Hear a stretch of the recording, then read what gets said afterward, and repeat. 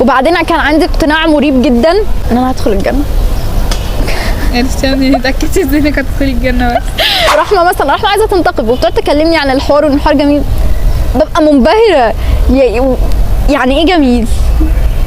انت مش حد غصبك على الخطوه دي؟ طيب في مجهود، اوكي، حتى لبس الحجاب الشرعي او حتى غير شرعي، لبس الحجاب بشكل عام بياخد في مجهود، بيبذل في مجهود، والواحد عموما بيميل لانه ما يبذلش مجهود. الانسان بيميل لهواه رأي بالظبط.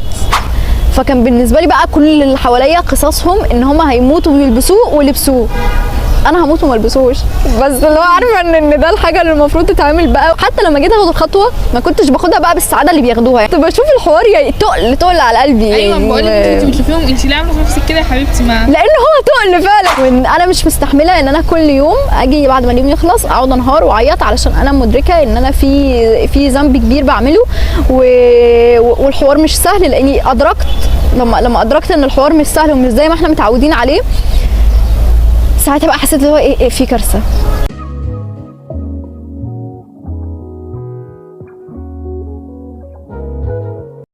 مش انت كده هتدخل الجنه؟ طب خلاص بقى، يعني مش يعني الحاجات المجهودات التانية مثلا زي لبس الخمار، لبس النقاب، حفظ القران، الحاجات دي مش لازم. ما انت هتدخل الجنه. الحاجات التانية دي حاجات تفضيليه للناس اللي عايزه تبقى في درجه جامده قوي. احنا غالبا احنا مش عايزين الحاجات دي كلها. ليه بقى ما فكرتيش انك في الدرجه الاعلى؟ لا انا ليه اصلا فكرت ان انا اصلا هبقى في درجه من الدرجات اصلا؟ يعني دايما بيبقى عايز يكون الاحسن طول الوقت. لا ما المشكله ان الاحسن هنا احسن بمجهود. ما انت هتبقى احسن بس هتبذل مجهود اوفر. انا بقى مش عايزه ابذل مجهود ومش عايزه اكون احسن، فاللي هو عادي انا راضيه بالدرجه القليله دي في مقابل ان انا ما بذلتش المجهود. والله دي كانت قناعتي. وبعدين ما كنت مدركه ان زي ما قلت لك الحوار مش بالاهميه الجامده. يعني عادي يا جماعه، انتوا بتعملوا ده علشان انتوا طمعانين في الاحسن. انا مش طمعانه في الاحسن ولا حاجه. انا عايزه اللي هو هندخل الجنه خلاص انا كده تمام. فالمهم ايه، بعد ما ادركت فعلا الحوار، ادركته ازاي؟ لما الناس اللي كنت بسمعهم في الوقت ده كانوا بيتكلموا عن الحاجه دي، عن الحقيقه، حسيت ان فعلا في حاجه غلط. اكيد معنى ان الكل بيتكلم عنها ان في حاجه انا مش فاهماها، في حاجه بتحصل مش مفهومه بالنسبه لي. لان مش اكيد مش كل الناس دي في توقيت واحد بيقولوا نفس الحاجه وكلهم يبقوا غلط. صح، اكيد كلهم مش هيبقوا غلط. الفكره ان انا ما كنتش لسه ادركتها. وفكره بقى زي ما قلت لك من شويه ان اصلا انت لو مش مدرك الحاجه فانت مش هتحطها في دماغك، انت كده مش مدركها، عقلك مش داخله الحوار لسه. بس بقى اول ما تدرك الحوار بتبتدي بقى تحس بقد ايه انت انسان بشع، والله العظيم بتحس احساس وحش جدا. طب هسألك سؤال، هو انت ليه عمرك ما اقنعتيني البسه؟ انا ليه جه في دماغي برضه نفس السؤال ده؟ هقول لك ليه جه في دماغي نفس السؤال ده. يعني بعد ما انا لبست الخمار ورحمه ما كانتش جابت قدامي السيره دي، وببقى متضايقه جدا اللي هو ايه، ليه يا جماعه ما قلتليش الحوار؟ ليه ما قلتليش ان الحوار بالاهميه دي؟ انا ما كنتش اعرف. يعني انا واحده كانت اقصى حاجه عندها انها فاكره ان الخمار درجه تفضيليه زي النقاب. دي متخيله يعني. ليه بقى ما حدش كان بيتكلم في الحوار ده؟ هو احنا عامه بنبقى حساسين ان احنا نتكلم في الدين بشكل عام حتى مع الناس القريبين مننا، وبنبقى شايفين كمان ان هم هيدركوا الطريق قريب لوحدهم. يعني بنبقى نأمل ان هم هيدركوه قريب. بحس ان هقول ايه، هتعرفيني يعني كفايه انك انت تعرفيني، حتى لو انا عارفه كفايه انك انت تعرفيني. ايوه. الغريب ان كان كل اللي حواليا مقتنع وقتها ان انت السبب، بس انت ما كنتيش السبب. انا ايوه ما كنتش السبب مطلقا، ما كنتش السبب مطلقا. هو مش بيبقى حد السبب، بس الفكره ان مهم ان يكون ناس حواليك خدت نفس الخطوه. لان أيوة، انت لو لوحدك كده مش تشجيع، بس هتحس زي ما انت قلتي في ناس حواليا واخدين خطوه. المهم ان انا فعلا كنت حاسه ان ليه ما حدش كلمني في الحوار ده قبل كده، وانا بعمل نفس الحاجه دلوقتي. انا ما بكلمش اي حد قريب مني في الحوار. يعني ما كلمتكيش، ما كلمتش خلود، ما كلمتش اي حد قريب مني في الحوار، لان بحس ان دايما بيبقى فيه أيوة. وبحس ان الحوار هيوصل لهم. بحس اللي هو يعني احنا نحسبك شخص ايه، الحوار هيوصل لك دلوقتي متاخر بس الحوار هيوصل لك. فما اعرفش، يعني يمكن ده اللي خلاني احس ان انا المفروض اصور حاجه زي كده، علشان ببقى حاسه طول الوقت ان في ناس مش عارفه. بس انا برضو هنا يعني انا مش هنا علشان اقول ان عشان اعرف حد، لان انت لو مش عارف مثلا وسمعت الكلام ده برضو مش هتعرف عادي. هي الفكره في كده يا اميره، ان انا حتى لو كنت جيت قلت لك الكلام ده ما كنتيش هتعرفي برضو، لان ادراك الواحد ده متوقف عليه هو. لو انا جيت قلت لك الكلام ده برضو ما كنتش هدركه. طب ما احنا الشيوخ كل حاجه حوالينا، مثلا مش كل حاجه بس اغلب الشيوخ حوالينا بيقولوا نفس الحاجه، ان الحجاب شرعي يا جماعه والحوار مهم وبتاع، بس احنا مش برضو احنا عارفينه بس مش مدركينه، فاهمه؟ فلما انا بقى ادركت الحوار فضلت طول الوقت بقى عياط وانهيار يعني تقريبا كانوا بتاع كانت فترة صعبة. 7 ايام ل 12 يوم يوميا بعيط، يوميا بقى بشكل هستيري. عارفه لما يكون بقى حد ميت لك كده وجوايا اللي هو انا مش عارفه اخد الخطوه، يعني انا ادركت، يا ريتني ما ادركت، يا ريتني بجد كنت لسه ماشيه بعميه ومش عارفه الحوار علشان ما اتعبش نفس التعب اللي انا تعباه دلوقتي. يا ريتني ما ادركت بجد. يعني انا كان خروجي من البيت عبء قوي عليا علشان كنت عارفه ان انا خارجه مش لابسه اللبس اللي المفروض يتلبس، وفي نفس الوقت انا عارفه ان ده اللبس اللي مش المفروض يتلبس، فانت عارف وبتعمل نفس الحاجه. بجد الحوار كان تقيل جدا عليا. لحد بقى في مره اعتقد حكيت لك الحوار ده، قعدت اعيط وانهار وحسين بقى جه واللي هو فيه وبتاع. يعني معظم اللي حواليا ما كانوش قادرين يفهموا انت منهاره ليه، ما انت عايزه حاجه ما تعمليها، مش عايزاها ما تعمليهاش. واحنا بيت متسامح جدا اصلا في الحاجات دي، اللي هو يعني عايزه تنتقمي انت عايزه اللي انت عايزاه اعمليه. فهو قال نفس الجمله اللي انت عايزاه اعمليه، يعني محدش غصبك على الحوار، عايزه تعمليه مش عايزه تعمليه ما تعمليهوش. فماشي فاهم ان الازمه فيك انت مش ايوه انا مش عايزه، انا عايزه اعمله بس انا من جوايا مش عارفه اعمله. انا الحوار صعب يا نهاري، الحوار تقيل قوي. وكنت بقى لسه جايبه حته بنطلون واحد ان ساعتها بقى اول جمله فعلا قلتها له، مش عارفه ليه انا حد ما يفكرش في اراء الناس وكده، لكن اول جمله قلتها له لان ده اللي دايما بيدور حواليا، ان فريدي قلعتيه دايما، فريدي قلعتيه. فاللي هو يعني هقلعه، الناس بقى هتقول انا بلبس واقلع والحوارات دي، والناس هتقول ايه، وانا شكلي قدام نفسي هيبقى عامل ازاي بعد ما البس واقلع. فالمهم ان ساعتها بقى ان ساعتها حسين قال لي ايه، لا يا رأي هو انت ما عندكيش مشكله مع اللبس، انت عندك مشكله مع حاجه اكبر. فاقول له ايه؟ قال لي ان انت فاكره نفسك متشافه اصلا، انت فاكره ان في حد يعرفك، انت مش محور الكون يا حبيبتي، فوقي مفيش حد يعرفك، انت نكره. دي محتاجه تعرفي ان انت بالنسبه للعالم ده نكره، مفيش حد مهتم بيكي، مفيش حد مهتم يعرفك، مفيش حد مهتم يعرف انت لبستي ايه قلعتي، مفيش حد مهتم بالحاجات دي اصلا.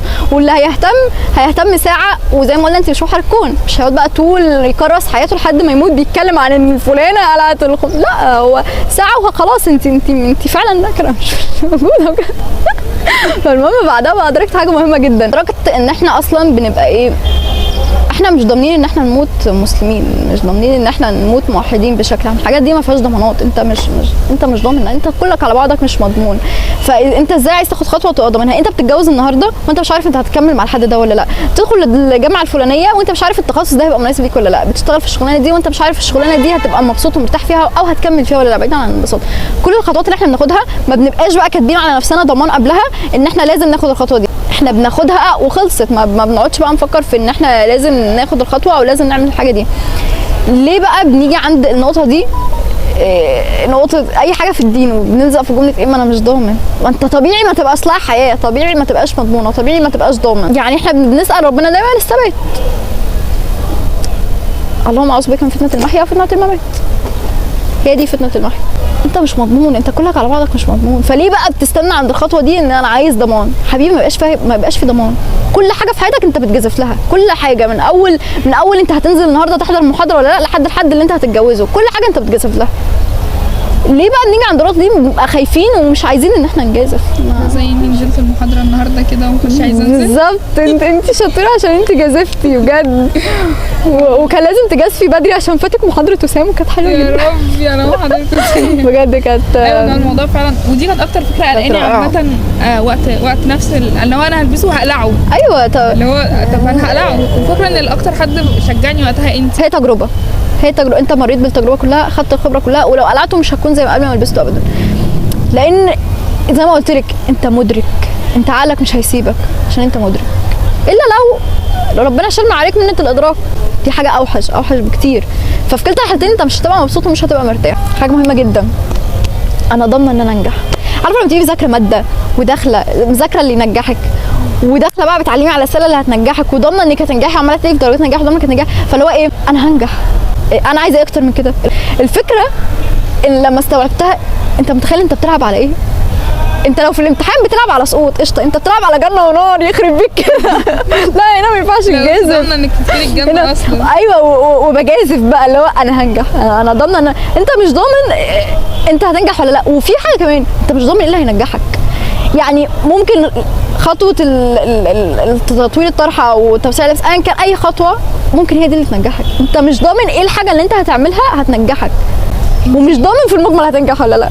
انت سمعتي احمد عامر وهو بيقول، فاكره يعني لما كان بيقول في درس من دروس السيره ان الصحابه كانوا بيعملوا يعني كانوا بيحاربوا، كانوا أيوة. على نفسهم المشركين بيأذوهم ومش ضامنين عشان ان هم عشان بس يدخلوا الجنه، عشان هم نفسهم بس يدخلوا يعني. ايوه هم بيعملوا كل حاجه اصلا يخرب بيت الكبر. وانت ضامنه صلاتك دي مقبوله ولا لا؟ ده ابشع بقى، ده ابشع يعني. ده انا انت بصلي صح. مضمن. قال لي ايش عرفك انك بتصلي صح؟ ايوه. ايش عرفك ان يعني الصوره اللي انت قلتيها دي ما قلتيهاش مثلا بسرعه، ما انا بقولها بالراحه. ايش عرفك ان ربنا قبل اصلا منك الصلاه أيوة. دي؟ انت حاسه انت بتجتهدي بتخوفيني ليه؟ دلوقتي، انت بتجتهدي. ايوه ده لعل ربنا يقبل منك عمل يدخلك الجنه. انا محتاجه اشيل ميات عشان تقولي كلام مهم. ان اللي انا بعمله ده اصلا مقبول، مش قله ثقه في ربنا، بس انا هو ده اللي المفروض يحصل، ان انت المفروض ما تبقاش ضامن، لان احنا لما بنضمن بنتغابى. انت ضامن بالظبط. ده طبيعي، بس حاجه مرعبه جدا جدا. ما حلو انها حاجه مرعبه. بقول لك احنا محتاجين نخاف. انا نفسي محتاجه اترعب. انا والله انا الحد اللي لو ما خافش مش هيتحرك بالظبط بجد يعني. انا خوفيني هتلاقي ميمي احلى شغل هتظبط. فانت طول الوقت بتبقي انت بتحاولي باقصى درجه عشان بس توصلي لها. يعني انا دلوقتي منبهره من فكره ان انت كنت واثقه. والله كنت واثقه يا نهاري. انت بجد ما كانش عندي ذره شك. مش عارفه انت ازاي عملتي كده.